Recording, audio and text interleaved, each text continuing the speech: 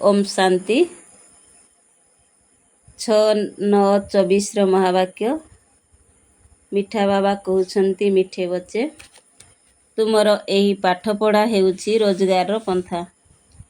एही पाठपढ़ा द्वारा 21 जन्म पाई रोजगार करिवार व्यवस्था होई जाउछि। आजिर प्रश्न अछि, मुक्तिधाम को जीवा को लाभ कुहा जीवो ना क्षति कुहा जीवो? उत्तरे बाबा कहले भक्त मानक पाई एहा लाभ कुहा जीवो काहींकि ना अध्याकल्परू सेमाने शांति मागी मागी आसीछंती। बहुत मेहनत करिवा परे मध्य शांति मिली नाही। एबे बाबांक द्वारा शांति मिलुछि अर्थात मुक्तिधाम को जाउछंती। तेणु एहा मध्य अध्याकल्पर मेहनतर फल। सेथिपाई एहाकु मध्य लाभ बा रोजगार कुहा जीवो, क्षति नुहे। तुमे माने तो जीवन मुक्ति को जीवा पाई पुरुषार्थ करुछ। तुम बुद्धि रे वर्तमान सारा विश्वर इतिहास भूगोल जेपरिकी नृत्य करुछि। ओम शांति। मिठा मिठा आत्मिक पिला मानकु आत्मिक पिता बुझाउछंती जे आत्मा ही सबु किछि बुझुछि। वर्तमान समय रे तुम मानकु बाबा आत्मिक दुनिया को नहीं जाउछंती। ताकु आत्मिक दैवी दुनिया एवं एहाकु शारीरिक मनुष्य मानकर दुनिया कुहा जाउछि। पिला माने जानिछंती जे एठारे दैवी मनुष्य मानकर पवित्र दुनिया थिला। एबे मनुष्य माने अपवित्र होई जाइछंती। सेथिपाई देवता मानकर गायन पूजन करुछंती। एबे तुमर स्मृति आसीछि जे वास्तवरे प्रथमे सृष्टि रूपी कल्पवृक्षरे केवल गोटिए धर्म थिला। विराट रूपर चित्रे मध्य कल्पवृक्ष उपरे बुझाइबाकु हेबो। एही वृक्षर बीज उपरे अछि। एही वृक्षर बीज हेउछंती बाबा। पुणी जेपरी बीज सेहीपरी फल अर्थात पत्र बाहारी थाए। एहा मध्य आश्चर्यर कथा ना। बीज केते छोट जिनिष हेले मध्य केते फल देउछि। एहार रूप मध्य केते परिवर्तन होई जाउछि। एही मनुष्य सृष्टि रूपी वृक्ष को केही जानी नाहंती। एहाकु कल्पवृक्ष कुहा जाउछि। केवल गीतारे ही एहार वर्णन रहिछि। समस्ते जानिछंती गीता ही न प्रथम नंबर शास्त्र। शास्त्र मध्य क्रमानुसारे रहिछि ना। किपरि क्रमानुसारे धर्म गुड़िकर स्थापना हेउछि ए कथा मध्य तुमे माने ही जानिछ। आउ का पाखरे एही ज्ञान नाही। तुम मानक बुद्धि रे अछि प्रथमे प्रथमे केउ धर्म आसुछि, पुणी सेथिरु अन्य धर्मर वृद्धि किपरि हेउछि। एहाकु विराट नाटक कुहा जाउछि।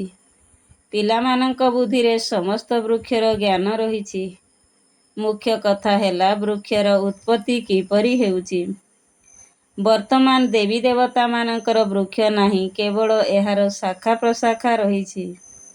आदि सनातन देवी देवता धर्मर मूलदुआ नाही। एहार मध्य गायन अछि जे बाबा एकमात्र आदि सनातन देवी देवता धर्मर स्थापना करुछंती। बाकी अन्य सबु विनाश होई जाउछि। एबे तुमे माने जानुछ सत्य जुगरे केते छोट दैवी वृक्ष हेबो। एते सबु धर्म रहिबो नाही। गछ प्रथमे छोट होई पुणी बड़ होई थाए। धीरे धीरे वृद्धि होई एबे केते बड़ होई गलानी। वर्तमान एहार आयुष शेष हेबाकु जाउछि।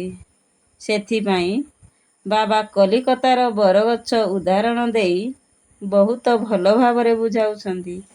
एहा मध्य गीतार ज्ञान जाहाकि बाबा तुम मानकु सम्मुखरे बसी शुणाउछंती। जाहा द्वारा तुमे माने राजा मानकर राजा हेउछ। पुणी भक्ति मार्गरे एही गीता शास्त्र आदिर रचना हेबो। एहीपरि अनादि ड्रामा रचना होईछि। पुणी मध्य एहीपरि हेबो। पुणी जेउ सबु धर्म स्थापना हेबो तार निजस्व शास्त्र हेबो। सिख धर्मर निजस्व शास्त्र, ख्रीष्टियान एवं बौद्धी मानकर निजर शास्त्र हेबो।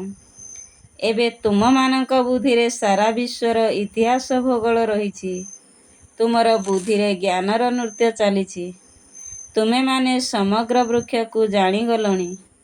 କିପରି ସମସ୍ତ ଧର୍ମ ସମୟ ଅନୁସାରେ ଏଠାକୁ ଆସୁଛନ୍ତି, କିପରି ବୃଦ୍ଧି ହେଉଛି, ପୁଣି ଆମର ଗୋଟିଏ ଧର୍ମ ସ୍ଥାପନ ହେବ, ବାକି ସବୁ ସମାପ୍ତ ହୋଇଯିବ। ଗାୟନ ମଧ୍ୟ କରୁଛନ୍ତି ନା? ଜ୍ଞାନ ସୂର୍ଯ୍ୟ ପ୍ରକଟିତ ହେଲେ ଅଜ୍ଞାନ ଅନ୍ଧାର ବିନାଶ ହେଇଯିବ। ଏବେ ବିଲକୁଲ ଅନ୍ଧକାର ହୋଇଯାଇଛି ନା? କେତେ ଢେର ମନୁଷ୍ୟ ଅଛନ୍ତି। ଏମାନେ ପୁଣି କେହି ରହିବେ ନାହିଁ। ଏହି ଲକ୍ଷ୍ମୀନାରାୟଣଙ୍କ ରାଜ୍ୟରେ ଏମାନେ କେହି ନଥିଲେ। ପୁଣି ଗୋଟିଏ ଧର୍ମର ସ୍ଥାପନା ହେବ। ଏହି ଜ୍ଞାନ ବାବା ହିଁ ଆସି ଶୁଣାଉଛନ୍ତି। ତୁମେ ରୋଜଗାର କରିବା ପାଇଁ କେତେ ପାଠ ପଢ଼ୁଛ। ବାବା ଏହି ସମୟରେ ଶିକ୍ଷକ ହୋଇ ଆସୁଛନ୍ତି। ତେଣୁ ଅଧ୍ୟାକଳ୍ପ ରୋଜଗାର ପ୍ରବନ୍ଧ ହୋଇଯାଉଛି। ତୁମେମାନେ ବହୁତ ଧନବାନ ହୋଇଯାଉଛ। ତୁମେମାନେ ଜାଣିଛ ବର୍ତ୍ତମାନ ଆମେ ପାଠ ପଢ଼ୁଛୁ। ଏହା ହେଉଛି ଜ୍ଞାନରତ୍ନର ପାଠ। ଭକ୍ତିକୁ ଅବିନାଶୀ ଜ୍ଞାନରତ୍ନ କୁହାଯିବ ନାହିଁ। ଭକ୍ତିରେ ମନୁଷ୍ୟ ଯାହା କିଛି ପଢ଼ୁଛନ୍ତି ସେଥିରେ କ୍ଷତି ହିଁ ହୋଇଥାଏ। କେହି ବି ରତ୍ନ ହୋଇ ପାରନ୍ତି ନାହିଁ। ଏକମାତ୍ର ବାବାଙ୍କୁ ହିଁ ଜ୍ଞାନରତ୍ନର ସାଗର କୁହାଯାଉଛି। ବାକି ସବୁ ଭକ୍ତି। ସେଥିରେ କୌଣସି ଲକ୍ଷ୍ୟ ଉଦ୍ଦେଶ୍ୟ ନାହିଁ। କୌଣସି ରୋଜଗାର ହିଁ ନାହିଁ। ରୋଜଗାର କରିବା ପାଇଁ ସ୍କୁଲରେ ପଢ଼ନ୍ତି। ପୁଣି ଭକ୍ତି କରିବା ପାଇଁ ଗୁରୁଙ୍କ ପାଖକୁ ଯାଇଥାନ୍ତି। କେହି ଯୌବନରେ ଗୁରୁ କରନ୍ତି, କେହି ପୁଣି ବୃଦ୍ଧାବସ୍ଥାରେ ଗୁରୁ କରନ୍ତି। କେହି ପୁଣି ଛୋଟ ବୟସରୁ ମଧ୍ୟ ସନ୍ନ୍ୟାସ ନେଇଯାଆନ୍ତି। କୁମ୍ଭମେଳାକୁ କେତେ ଢେର ସନ୍ନ୍ୟାସୀ ଆସନ୍ତି। ସତ୍ୟଯୁଗରେ ଏସବୁ କିଛି ବି ହେବ ନାହିଁ। ଏବେ ତୁମମାନଙ୍କ ସ୍ମୃତିରେ ସବୁ କଥା ଆସିଗଲାଣି। ରଚୟିତା ଏବଂ ରଚନାର ଆଦି ମଧ୍ୟ ଅନ୍ତକୁ ତୁମେମାନେ ଜାଣିଗଲଣି। ସେମାନେ ତ କଳ୍ପର ଆୟୁଷକୁ ବଡ଼ କରି ଦେଇଛନ୍ତି। ଈଶ୍ୱରଙ୍କୁ ସର୍ବବ୍ୟାପୀ ବୋଲି କହିଦେଉଛନ୍ତି। ସେମାନଙ୍କୁ ଜ୍ଞାନ ବିଷୟରେ କିଛି ବି ଜଣା ନାହିଁ। ବାବା ଆସି ଅଜ୍ଞାନ ନିଦ୍ରାରୁ ଜାଗ୍ରତ କରୁଛନ୍ତି। ଏବେ ତୁମମାନଙ୍କର ଜ୍ଞାନର ଧାରଣା ହେଉଛି। ବ୍ୟାଟେରୀ ଭରି ଚାଲିଛି। ଜ୍ଞାନ ଦ୍ୱାରା ରୋଜଗାର, ଭକ୍ତି ଦ୍ୱାରା କ୍ଷତି ହେଉଛି। ସଠିକ ସମୟରେ ଯେତେବେଳେ କ୍ଷତିର ସମୟ ଶେଷ ହେଉଛି, ସେତେବେଳେ ବାବା ଆସି ରୋଜଗାର କରାଉଛନ୍ତି। ମୁକ୍ତିରେ ଯିବା ମଧ୍ୟ ରୋଜଗାର ଅଟେ। ଶାନ୍ତି ତ ସମସ୍ତେ ମାଗୁଛନ୍ତି। ଶାନ୍ତି ଦେବା କହିବା ଦ୍ୱାରା ବୁଦ୍ଧି ବାବାଙ୍କ ଆଡ଼କୁ ଚାଲିଯାଉଛି। କହୁଛନ୍ତି ବିଶ୍ୱରେ ଶାନ୍ତି ହେଉ। କିନ୍ତୁ ତାହା କିପରି ହେବ ଏ କଥା କେହି ଜାଣିନାହାନ୍ତି। ଶାନ୍ତିଧାମ, ସୁଖଧାମ ଅଲଗା ଅଲଗା ରହିଛି। ଏ କଥା ମଧ୍ୟ କେହି ଜାଣିନାହାନ୍ତି। ଯିଏ ପ୍ରଥମ ନମ୍ବରର ମନୁଷ୍ୟ, ତାଙ୍କୁ ମଧ୍ୟ କିଛି ଜଣା ନଥିଲା। ଏବେ ତୁମମାନଙ୍କ ପାଖରେ ସମସ୍ତ ଜ୍ଞାନ ରହିଛି। ତୁମେମାନେ ଜାଣିଛ ଆମେ ହିଁ କର୍ମକ୍ଷେତ୍ରକୁ କର୍ମର ପାଠ କରିବାକୁ ଆସିଛୁ। କେଉଁଠାରୁ ଆସିଛୁ? ବ୍ରହ୍ମଲୋକରୁ। ନିରାକାରୀ ଦୁନିଆରୁ ଏହି ସାକାରୀ ଦୁନିଆକୁ ଅଭିନୟ କରିବାକୁ ଆସିଛୁ। ଆମ ଆତ୍ମାମାନଙ୍କର ରହିବାର ସ୍ଥାନ ଅଲଗା। ଏଠାରେ କେବଳ ପାଞ୍ଚ ତତ୍ତ୍ୱର ଶରୀର ରହିଥାଏ। ଶରୀର ଅଛି, ତେଣୁ ଆମେ କଥା କହିପାରୁଛୁ। ଆମେ ଚୈତନ୍ୟ ପାଠଧାରୀ। ବର୍ତ୍ତମାନ ତୁମେମାନେ ଏପରି କହିବ ନାହିଁ ଯେ ଆମେ ଡ୍ରାମାର ଆଦି ମଧ୍ୟ ଅନ୍ତକୁ ଜାଣିନାହୁଁ। ଆଗରୁ ଜାଣିନଥିଲ। ନିଜର ପିତାଙ୍କୁ, ଘରକୁ ଏବଂ ନିଜର ରୂପକୁ ଯଥାର୍ଥ ରୂପରେ ଜାଣିନଥିଲ। ଏବେ ଜାଣିଛ ଆତ୍ମା କିପରି ଅଭିନୟ କରୁଛି। ତୁମର ସ୍ମୃତି ଆସି ଯାଉଛି। ଆଗରୁ ସ୍ମୃତିରେ ନଥିଲା। ତୁମେମାନେ ଜାଣିଛ ସତ୍ୟ ବାବା ହିଁ ଆମକୁ ସତ୍ୟ କଥା ଶୁଣାଉଛନ୍ତି, ଯାହାଦ୍ୱାରା ଆମେମାନେ ସତ୍ୟ ଦୁନିଆର ମାଲିକ ହୋଇଯାଉଛୁ। ଏହି ସତ୍ୟ ଜ୍ଞାନ ବିଷୟରେ ମଧ୍ୟ ଶିଖ ଧର୍ମର ଶାସ୍ତ୍ରରେ ବର୍ଣ୍ଣନା ରହିଛି। ସତ୍ୟ ଦୁନିଆକୁ ସତ ବୋଲି କୁହାଯାଏ। ଦେବତାମାନେ ସବୁ ସତ୍ୟବାଦୀ ଅଟନ୍ତି। ସତ୍ ଶିକ୍ଷକ ଏକମାତ୍ର ବାବା। ତାଙ୍କର ମହିମା ଦେଖ କେତେ ରହିଛି। ସେହି ଗାୟନ ବା ମହିମା ତୁମର କାମରେ ଆସୁଛି। ସମସ୍ତେ ଶିବ ବାବାଙ୍କର ମହିମା କରୁଛନ୍ତି। ସିଏ ହିଁ ବୃକ୍ଷର ଆଦି ମଧ୍ୟ ଅନ୍ତକୁ ଜାଣିଛନ୍ତି। ସତ୍ୟ ବାବା ତୁମମାନଙ୍କୁ ସତ୍ୟ କଥା ଶୁଣାଉଛନ୍ତି। ତେଣୁ ତୁମେମାନେ ସଚ୍ଚା ହୋଇଯାଉଛ। ତୁମର ଦୁନିଆ ମଧ୍ୟ ସତ୍ୟ ହୋଇଯାଉଛି। ଭାରତ ସତ୍ୟର ଦୁନିଆ ଥିଲା। ଏହା ନମ୍ବର 1 ଉଚ୍ଚରୁ ଉଚ୍ଚ ତୀର୍ଥସ୍ଥାନ ଅଟେ। କାହିଁକିନା ସମସ୍ତଙ୍କର ସଦ୍ଗତିଦାତା ବାବା ଭାରତରେ ହିଁ ଆସୁଛନ୍ତି। ତେଣୁ ଏଠାରେ ଗୋଟିଏ ଧର୍ମର ସ୍ଥାପନା ହୋଇ ବାକି ସବୁ ବିନାଶ ହୋଇଯାଉଛି। ବାବା ବୁଝାଉଛନ୍ତି, ସୂକ୍ଷ୍ମ ଲୋକରେ କିଛି ବି ନାହିଁ। ଏସବୁ କେବଳ ସାକ୍ଷାତକାର ହେଉଛି। ଭକ୍ତି ମାର୍ଗରେ ମଧ୍ୟ ସାକ୍ଷାତକାର ହୋଇଥାଏ। ଯଦି ସାକ୍ଷାତକାର ନ ହୋଇଥାନ୍ତା, ତେବେ ଏତେ ମନ୍ଦିର ଆଦି କିପରି ତିଆରି ହୋଇଥାନ୍ତା? ପୂଜା କାହିଁକି ହୋଇଥାନ୍ତା? ସାକ୍ଷାତକାର କରୁଛନ୍ତି ଏବଂ ଅନୁଭବ ମଧ୍ୟ କରୁଛନ୍ତି ଯେ ଏମାନେ ଚୈତନ୍ୟ ଥିଲେ। ବାବା ବୁଝାଉଛନ୍ତି, ଭକ୍ତି ମାର୍ଗରେ ଯେଉଁ ମନ୍ଦିର ଆଦି ତିଆରି ହେଉଛି, ଯାହା ତୁମେମାନେ ଶୁଣୁଛ, ଦେଖୁଛ, ସେସବୁର ପୁଣି ପୁନରାବୃତ୍ତି ହେବ। ଏହି ଚକ୍ର ଘୂରି ଚାଲିଛି। ଜ୍ଞାନ ଏବଂ ଭକ୍ତିର ଖେଳ ରଚନା ହୋଇଛି। ସର୍ବଦା ଜ୍ଞାନ, ଭକ୍ତି, ବୈରାଗ୍ୟ ବୋଲି କହିଥାନ୍ତି, କିନ୍ତୁ ଏହାକୁ ବିସ୍ତାରିତ ଭାବେ ସମ୍ବନ୍ଧରେ କିଛି ହେଲେ ଜାଣିନାହାନ୍ତି। ବାବା ବସି ବୁଝାଉଛନ୍ତି, ଜ୍ଞାନ ହେଉଛି ଦିନ ଏବଂ ଭକ୍ତି ହେଉଛି ରାତି। ରାତିର ବୈରାଗ୍ୟ କରୁଛନ୍ତି, ପୁଣି ଦିନ ହେବ। ଭକ୍ତି ମାର୍ଗରେ ବହୁତ ଦୁଃଖ, ତେଣୁ ବୈରାଗ୍ୟ ଆସୁଛି। ସୁଖରେ ତ ବୈରାଗ୍ୟ ଆସିବ ନାହିଁ। ସନ୍ନ୍ୟାସ ମଧ୍ୟ ଦୁଃଖ ହେଉଥିବା କାରଣରୁ ନେଇଥାନ୍ତି। ବୁଝିପାରୁଛନ୍ତି ଯେ ପବିତ୍ରତାରେ ହିଁ ସୁଖ ରହିଛି। ସେଥିପାଇଁ ସ୍ତ୍ରୀକୁ ତ୍ୟାଗ କରି ଯାଉଛନ୍ତି। ଆଜିକାଲି ସନ୍ନ୍ୟାସୀମାନେ ତ ଧନବାନ ମଧ୍ୟ ହୋଇଗଲେଣି। କାହିଁକିନା ସମ୍ପତ୍ତି ବିନା ସୁଖ ମିଳିପାରିବ ନାହିଁ। ମାୟା ଆକ୍ରମଣ କରି ଜଙ୍ଗଲରୁ ପୁଣି ସହରକୁ ନେଇ ଆସୁଛି। ବିବେକାନନ୍ଦ ଏବଂ ରାମକୃଷ୍ଣ ମଧ୍ୟ 2 ଜଣ ବଡ଼ ବଡ଼ ସନ୍ନ୍ୟାସୀ ଥିଲେ। ସନ୍ନ୍ୟାସର ଶକ୍ତି ରାମକୃଷ୍ଣଙ୍କ ପାଖରେ ଥିଲା। ବାକି ଭକ୍ତି ସମ୍ବନ୍ଧରେ ବୁଝାଇବାର କଳା ବିବେକାନନ୍ଦଙ୍କ ପାଖରେ ଥିଲା। ଉଭୟଙ୍କର ପୁସ୍ତକ ଅଛି। ଯେତେବେଳେ ପୁସ୍ତକ ଲେଖନ୍ତି, ସେତେବେଳେ ଏକାଗ୍ରଚିତ୍ତ ହୋଇ ବସି ଲେଖନ୍ତି। ରାମକୃଷ୍ଣ ଯେତେବେଳେ ନିଜର ଜୀବନ କାହାଣୀ ଲେଖୁଥିଲେ, ସେତେବେଳେ ଶିଷ୍ୟକୁ କହୁଥିଲେ ଯେ ତୁମେ ଯାଇ ଦୂରରେ ବସ। ସେତେବେଳେ ସିଏ ତ ବହୁତ ନିଷ୍ଠାପର ଏବଂ ସିଦ୍ଧିପ୍ରାପ୍ତ କରିଥିବା ସନ୍ନ୍ୟାସୀ ଥିଲେ। ସେଥିପାଇଁ ବହୁତ ପ୍ରସିଦ୍ଧ ମଧ୍ୟ ଥିଲେ। ବାବା ଏପରି ମଧ୍ୟ କହୁନାହାନ୍ତି ଯେ ସ୍ତ୍ରୀକୁ ମା କୁହ। ବାବା କହୁଛନ୍ତି, ସ୍ତ୍ରୀକୁ ମଧ୍ୟ ଆତ୍ମା ବୋଲି ଭାବ। ଆତ୍ମାମାନେ ତ ସବୁ ଭାଇ ଭାଇ। ସନ୍ନ୍ୟାସୀମାନଙ୍କର କଥା ଅଲଗା। ସେମାନେ ସ୍ତ୍ରୀକୁ ମା ବୋଲି ଭାବୁଥିଲେ। ମାର ବହୁତ ମହିମା କରିଛନ୍ତି। ଏହା ଜ୍ଞାନର ରାସ୍ତା। ସେମାନଙ୍କର ବୈରାଗ୍ୟର କଥା ଅଲଗା। ବୈରାଗୀ ହୋଇ ସ୍ତ୍ରୀକୁ ମା ବୋଲି ଭାବୁଥିଲେ। ମା ଶବ୍ଦରେ ବିକାରୀ ଦୃଷ୍ଟି ନଥିଲା। ଭଉଣୀ ପ୍ରତି ମଧ୍ୟ ବିକାରୀ ଦୃଷ୍ଟି ଯାଇପାରେ, କିନ୍ତୁ ମା ପ୍ରତି କେବେ ଖରାପ ବିକାର ଆସିନଥାଏ।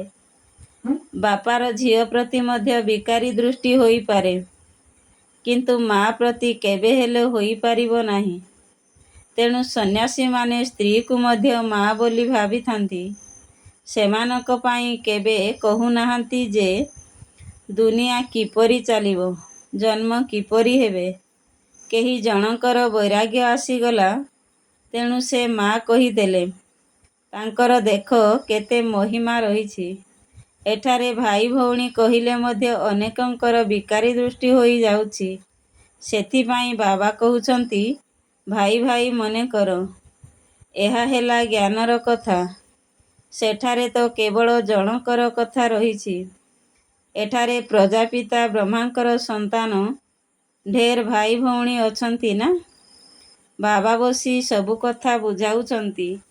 ଇଏ ମଧ୍ୟ ଶାସ୍ତ୍ର ଆଦି ପଢ଼ିଛନ୍ତି। ସେ ଧର୍ମ ହିଁ ଅଲଗା ନିବୃତ୍ତି ମାର୍ଗର। ତାହା କେବଳ ପୁରୁଷମାନଙ୍କ ପାଇଁ। ତାହା ହେଲା ହଦ୍ର ବୈରାଗ୍ୟ। ତୁମର ତ ସାରା ବେହଦର ଦୁନିଆ ପ୍ରତି ବୈରାଗ୍ୟ ଆସୁଛି। ସଙ୍ଗମ ଯୁଗରେ ହିଁ ବାବା ଆସି ତୁମମାନଙ୍କୁ ବେହଦର କଥା ବୁଝାଉଛନ୍ତି। ଏବେ ତୁମମାନଙ୍କୁ ପୁରୁଣା ଦୁନିଆର ବୈରାଗ୍ୟ କରିବାକୁ ହେବ। ଏହା ବହୁତ ପତିତ ବିକାରୀ ଦୁନିଆ। ଏଠାରେ ଶରୀର ପବିତ୍ର ହୋଇପାରିବ ନାହିଁ। ସତ୍ୟଯୁଗରେ ହିଁ ଆତ୍ମାକୁ ନୂଆ ଶରୀର ମିଳିପାରିବ। ଯଦିଓ ଏଠାରେ ଆତ୍ମା ପବିତ୍ର ହେଉଛି, କିନ୍ତୁ କର୍ମାତୀତ ଅବସ୍ଥା ନ ହେବା ପର୍ଯ୍ୟନ୍ତ ଶରୀର ଅପବିତ୍ର ରହିଥାଏ। ସୁନାରେ ଖାଦ ମିଶିଲେ ଅଳଙ୍କାର ମଧ୍ୟ ଖାଦଯୁକ୍ତ ହୋଇଯାଏ ନା? ଖାଦ ବାହାରିଗଲେ ଅଳଙ୍କାର ମଧ୍ୟ ଖାଣ୍ଟି ଶୁଦ୍ଧ ହୋଇଯିବ। ଏହି ଲକ୍ଷ୍ମୀନାରାୟଣଙ୍କର ଆତ୍ମା ଏବଂ ଶରୀର ଉଭୟ ଶତପ୍ରଧାନ ଥିଲା। ବାବା କହୁଛନ୍ତି, ତୁମର ଆତ୍ମା ଏବଂ ଶରୀର ଉଭୟ ତମପ୍ରଧାନ କଳା ହୋଇଯାଇଛି। ଆତ୍ମା କାମଚିତା ଉପରେ ବସି କଳା ହୋଇଯାଇଛି। ବାବା କହୁଛନ୍ତି, ମୁଁ ଆସି ତୁମମାନଙ୍କୁ ଅପବିତ୍ରରୁ ପବିତ୍ର କରୁଛି। ଏସବୁ ଜ୍ଞାନର କଥା, ବାକି ପାଣି ଆଦିର କୌଣସି କଥା ନାହିଁ। ସମସ୍ତେ କାମଚିତାରେ ପଡ଼ି ପତିତ ହୋଇଯାଇଛନ୍ତି। ସେଥିପାଇଁ ରାକ୍ଷୀ ବନ୍ଧାଯାଉଛି ଯେ ପବିତ୍ରତାର ପ୍ରତିଜ୍ଞା କର। ବାବା କହୁଛନ୍ତି, ମୁଁ ଆତ୍ମାମାନଙ୍କ ସହିତ କଥା ହେଉଛି। ମୁଁ ଆତ୍ମାମାନଙ୍କର ପିତା, ଯାହାକୁ ତୁମେ ମନେ ପକାଇ ଆସିଛ। ଆତ୍ମାକୁ ସୁଖଧାମକୁ ନେଇ ଚାଲ। ଦୁଃଖ ହରଣ କର। କଳିଯୁଗରେ ଅସରନ୍ତି ଦୁଃଖ ରହିଛି। ବାବା ବୁଝାଉଛନ୍ତି, ତୁମେମାନେ କାମଚିତା ଉପରେ ବସି କଳା ତମପ୍ରଧାନ ହୋଇଯାଇଛ। ଏବେ ମୁଁ ଆସିଛି ତୁମମାନଙ୍କୁ କାମଚିତାରୁ ଉଦ୍ଧାର କରି ଜ୍ଞାନଚିତାରେ ବସାଇବା ପାଇଁ। ଏବେ ତୁମମାନଙ୍କୁ ପବିତ୍ର ହୋଇ ସ୍ୱର୍ଗକୁ ଯିବାକୁ ହେବ। ତେଣୁ ଆତ୍ମାକୁ ବାବାଙ୍କୁ ମନେ ପକାଇବାକୁ ହେବ। ବାବା ତୁମମାନଙ୍କୁ ଆକର୍ଷିତ କରୁଛନ୍ତି। ବାବାଙ୍କ ପାଖକୁ ଯୁଗଳମାନେ ଆସୁଛନ୍ତି। ଜଣେ ଆକର୍ଷିତ ହେଲେ ଅନ୍ୟ ଜଣେ ହୋଇନଥାନ୍ତି। ପୁରୁଷମାନେ ତୁରନ୍ତ କହି ନିଅନ୍ତି ଯେ, ମୁଁ ଏହି ଅନ୍ତିମ ଜନ୍ମରେ ପବିତ୍ର ରହିବି, କାମର ବଶବର୍ତ୍ତୀ ହେବି ନାହିଁ। ତେବେ ଏପରି ନୁହେଁ ଯେ ତାଙ୍କର ନିଶ୍ଚୟ ହୋଇଗଲା। ନିଶ୍ଚୟ ଯଦି ହୋଇଥାନ୍ତା, ତେବେ ବେହଦର ବାବାଙ୍କୁ ଚିଠି ଲେଖି ତାଙ୍କ ସମ୍ପର୍କରେ ରହିଥାନ୍ତେ। ଶୁଣିଲେ ପବିତ୍ର ରହୁଛନ୍ତି, ପୁଣି ନିଜର ଧନ୍ଦା ଆଦିରେ ହିଁ ମସ୍ତ ରହୁଛନ୍ତି। ବାବାଙ୍କୁ କେତେବେଳେ ମନେ ପକାଉଛନ୍ତି? ଏଭଳି ବାବାଙ୍କୁ ତ ବହୁତ ମନେ ପକାଇବା ଦରକାର। ସ୍ତ୍ରୀ ପୁରୁଷଙ୍କର ପରସ୍ପର ସହିତ କେତେ ସ୍ନେହ ରହିଥାଏ। ସ୍ୱାମୀଙ୍କୁ କେତେ ମନେ ପକାଇଥାନ୍ତି। କିନ୍ତୁ ଅବିନାଶୀ ବାବାଙ୍କୁ ସବୁଠାରୁ ଅଧିକ ମନେ ପକାଇବା ଦରକାର। ଗାୟନ ମଧ୍ୟ ଅଛି ନା? ସ୍ନେହ କର ଅଥବା ନ କର, ଆମେ ହାତ କେବେ ହେଲେ ଛାଡ଼ିବୁ ନାହିଁ। ଏପରି ନୁହେଁ ଯେ ଏଠାରେ ଆସି ରହିଯିବ, ତେବେ ଏହା ମଧ୍ୟ ସନ୍ନ୍ୟାସ ହୋଇଗଲା।